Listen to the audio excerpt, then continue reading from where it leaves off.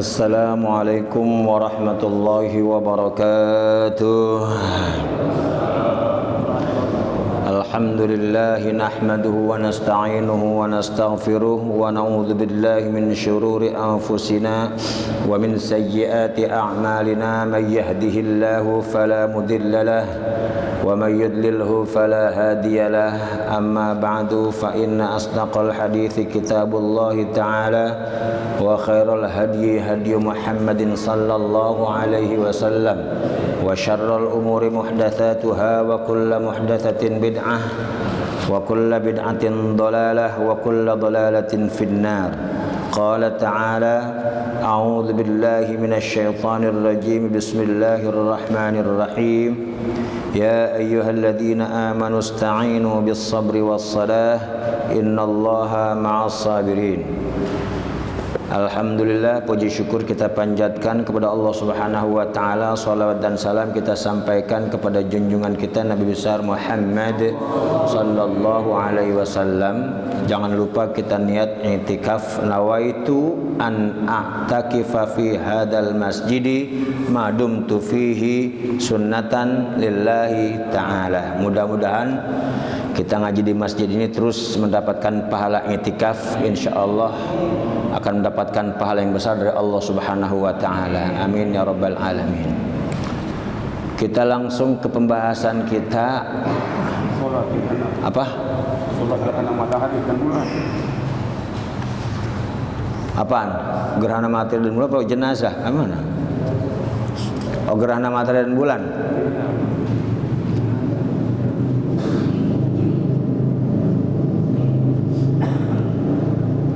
Bismillahirrahmanirrahim. Qala al-muallif rahimahullahu ta'ala wa adama an-naf'a bihi wa bi barakati ulumi fid dharain amin. Salatul kusufi wal khusufi, yakni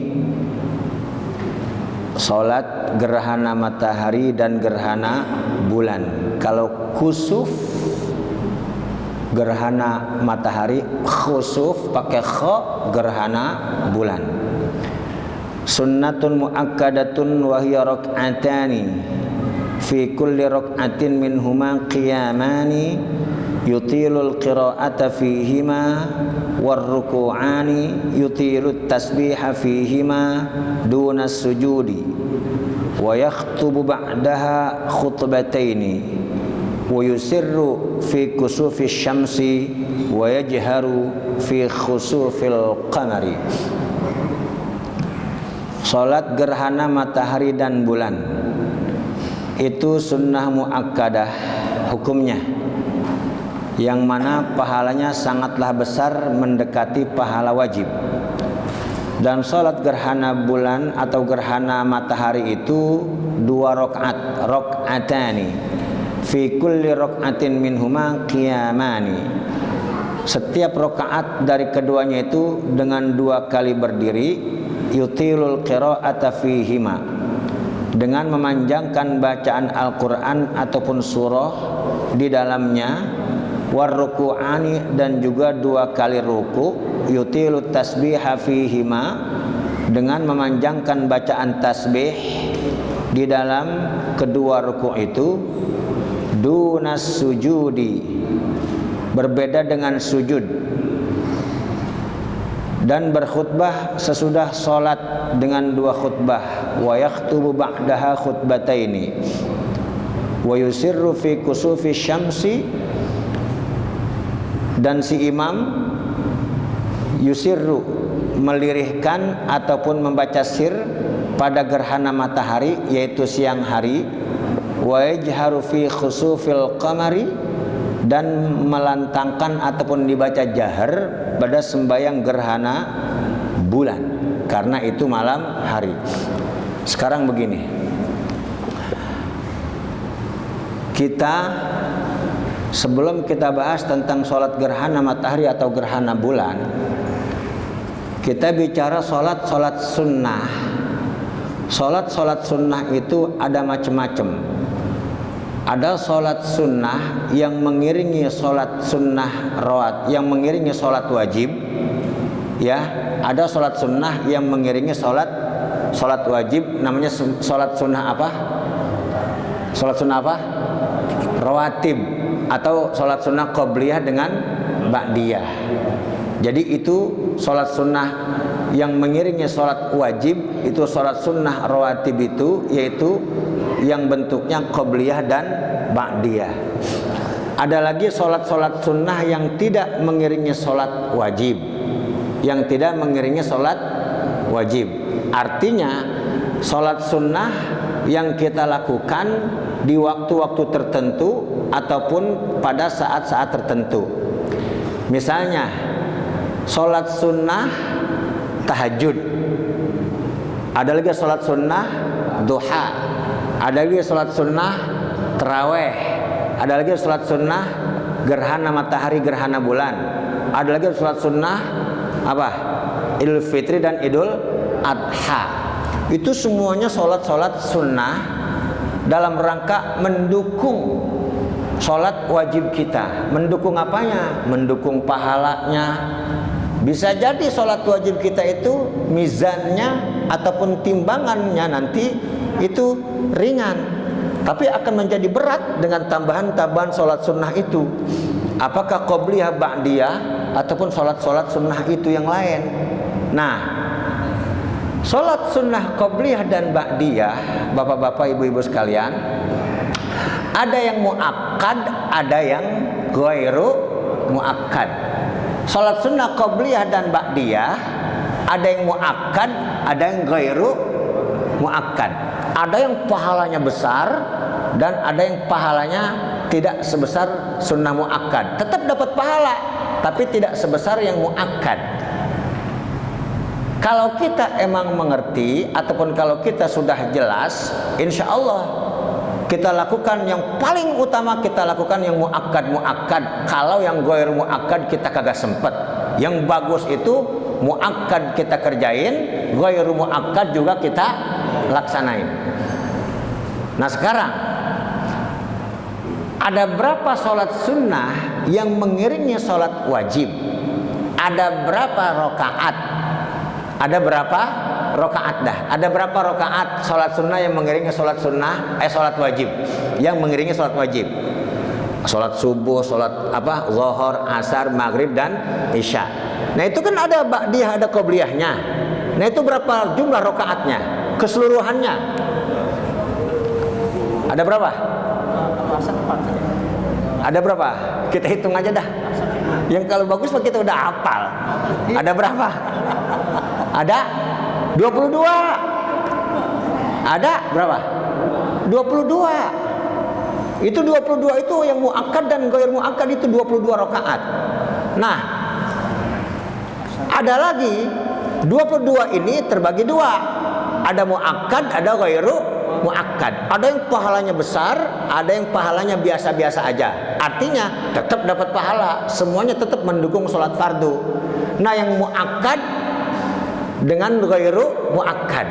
Yang 22 rakaat itu terbagi dua, yang muakkad dengan ghairu muakkad. Yang muakkad itu 10, yang ghairu muakkad berapa? Berapa? Ya jadi 12. Berarti semuanya 22. Sekarang kalau emang itu benar, yang muakkad kita hitung 10, yang muakkad kita hitung 10. Ini maksud saya begini. Kalau waktu ada dan luas, bahkan sekalipun kita sempit waktu, usahain kita kerjain yang muakkad dulu dah. Kita kerjain yang muakkad. Kalau waktu kita luas, jangan sampai kita kagak kerjain. Kan kita kadang-kadang habis sholat wirid pulang. Sebelum sholat kita langsung nunggu qomat aja, kita kagak pakai sholat qobliyah lagi. Nah ini yang 10 rakaat itu muakkad. Paling kagak ini nih yang kita kerjain. Seandainya kita masih kurang juga, kita kerjain yang 12 rakaat. Nah 10 rakaat muakkad, 10 rakaat yang dapat pahala besar. Apa aja? Dari subuh 2 rakaat qobliyah subuh, 2 rakaat qobliyah subuh. Rakaatal fajri khairun minad dunya wa ma fiha. 2 rakaat qobliyah subuh itu lebih bagus daripada dunia dan seisinya. Jangan sampai kagak dikerjain. Qobliyah subuh 2 rakaat. Berarti 2. Terus apa lagi? Ah? Qobliyah apa ba'diyah? Zuhur. Nah, ya. Qobliyah 2 rakaat, ba'diyah 2 rakaat. Qobliyah 2 rakaat, ba'diyah 2 rakaat. Itu qobliyah zuhur dua-duanya sama ba'diyah muakkad. Qobliyah zuhur 2 rakaat muakkad. Ba'diyah zuhur 2 rakaat muakkad. Udah berapa tuh? Udah berapa? 6. Asar. Ada enggak? Nah, iya. Asar ada enggak yang muakkad? Nah, ini ulama fikih kebanyakan jumhur ulama fikih di asar itu kagak ada muakkad. Di asar itu kagak ada muakkad.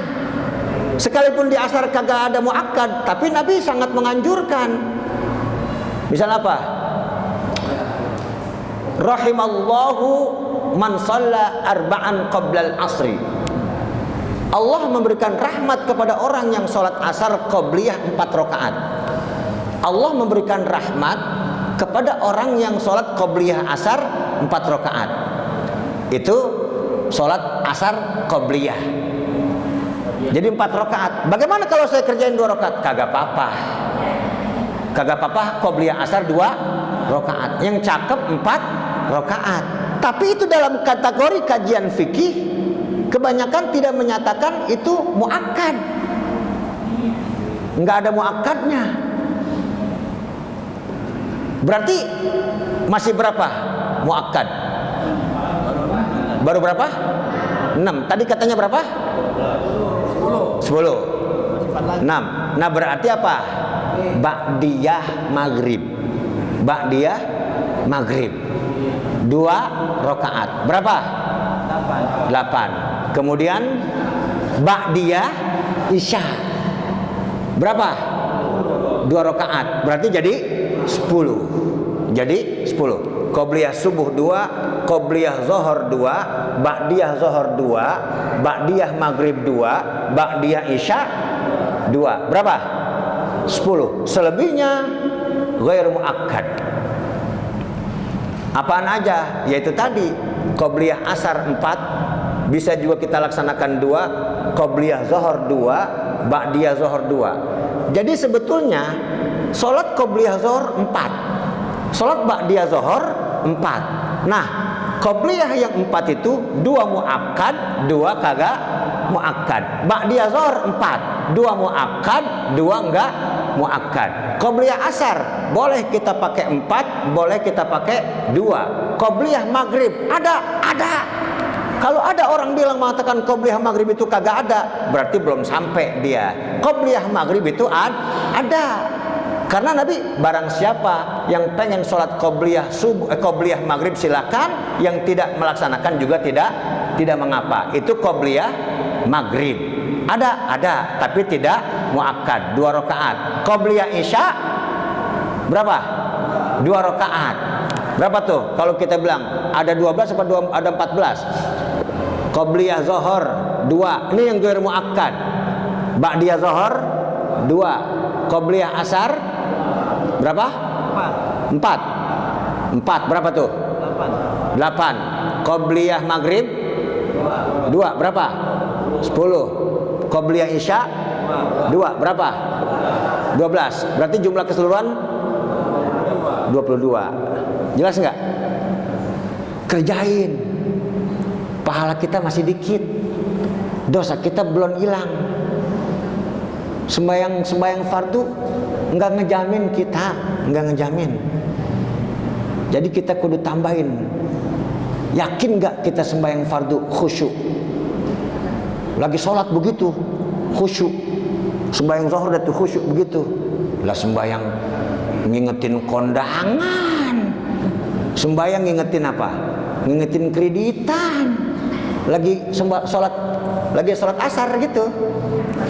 Waduh, kreditan belum bayar lagi. Itu sembahyang fardu. Emang begitu dapat pahala? Nah, untuk menambah ataupun nambal pahala itu, rajin-rajinin qobliyah, rajin-rajinin ba'diyah, rajin-rajinin sholat qobliyah dan ba'diyah, sholat-sholat yang mengiringi sholat fardu. Jadi kesimpulannya, sholat itu yang mengiringi sholat fardu itu ada 22 rakaat, dan manfaatnya Masya Allah akan dicintai oleh Allah Subhanahu wa Ta'ala kalau orang itu melaksanakan fardu dan melaksanakan sholat sunnah. Kata Allah di dalam hadis qudsi, kuntu sam'ahu alladhi yasma'u bihi wa basarahu alladhi yubsiru bihi, apalagi warijlahu wa yadahu allati yabtishu biha warijlahu allati yamshi biha. Kata Allah dalam hadis qudsi, kalau ada orang melaksanakan sholat fardu kemudian ditambahin dengan sholat-sholat sunnah, maka aku akan menjadi matanya yang dia ngelihat, aku akan jadi telinganya yang dia mendengar, aku akan jadi tangannya yang dia bergerak, dan aku akan jadi kakinya yang mana dia berjalan. Itu kalau dia tambahin sholat-sholat apa? Sholat-sholat sunnah. Jangan salah, kan kadang-kadang begini, ada orang habis sholat fardu kagak sholat sunnah, atau dia nggak qobliyah, atau dia nggak ba'diyah, kemudian pikirannya itu mah dikerjain sama orang-orang yang ustad aja, dikerjain sama orang apa haji aja, dikerjain sama orang yang rajin ibadah aja. Kita mah sedang-sedang aja ibadahnya, udah kita main fardu aja. Salah. Justru yang merasa dosanya banyak kudu nambah-nambahin qobliyah ba'diyah.